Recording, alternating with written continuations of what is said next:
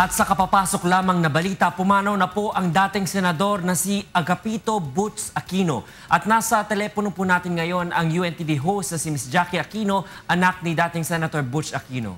Jackie, condolence. Hello, hi. Jackie, how are you doing? Thank you. How are you doing? Sorry, hindi ko pa marinig.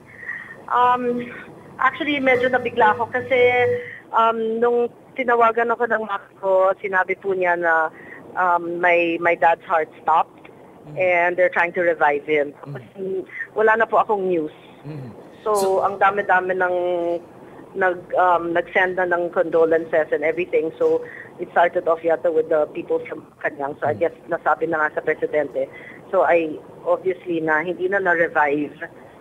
Yun. So I'm on my way back from Tarlac and hinihintay na lang ako bago ilagay sa body bag yung daddy ko. So at least mayakap ko naman. Yeah. I know this is a very difficult time for you, Jackie, no? But can I just ask if Senator Butz Aquino has been suffering from any heart ailments in the past few months or days? He just had a pacemaker put last month.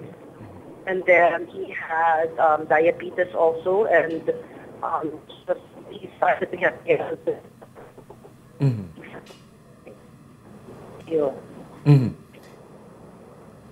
So, I guess the death came as a surprise to you and your family, Jackie, no? Yes, well, sabi ko ng daddy ko, kasi since one after the other, yung sakit, and he felt na he wouldn't last more than 2 years. Yun ang sabi niya kagabi. And then, he was in the hospital, parang in and out of the hospital this year, mga 5 times. And sinabi niya kung pwedeng iikot yung kama.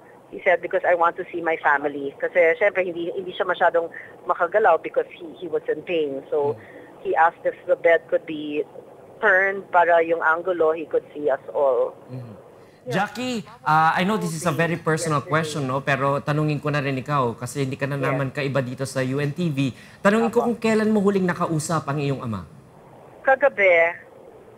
Kagabi, and then umuwi na lang ako mga past 10 kasi syempre magigising pa ako ng maaga for radio. Then he said, sige, uwi na kayo, ganyan. And then, yun, nagkwentuhan pa kami and I asked him, I said, are you okay? Are you okay to guest?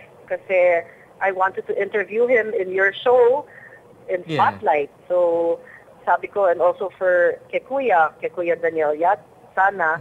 And then he said, yes, but not now, when I'm better. So I was hoping na sana na-interview ko at na-interview rin ni Kuya Daniel. So Jackie, who is making the arrangements for the funeral of your Actually, and the ayaw wake? kasi ng daddy ko magkaroon ng burol. Ayaw niya ng wake. Gusto niya, tahimik lang. Ganyan. Parang ayaw niya ng masyadong, siguro attention sa kanya. So, I don't know what the plans are kasi wala pa nga ako doon. I'm still on my way home from Tarlac. Yeah. Sige, Jackie, hindi ka na namin gagambalain. Alam namin na ngayon ay napakahirap na yugto sa iyo at sa iyong pamilya, no? So, in behalf of UNTV, our deepest condolences sa inyo at sa iyong pamilya. I never wanted to have this interview. Sana. I never thought it would happen. Ayoko na sana. But thank you very much to all of you.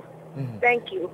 We appreciate yung pagpapaunlak mo sa amin at kung ano man matutulong na UNTV, nandito lang kami sa iyo, Jackie. Yes, maraming salamat. Thank you. Maraming salamat, Jackie Aquino. Siya po ang isa sa mga UNTV host at anak ni Senator Butz Aquino na kamamatay lang po.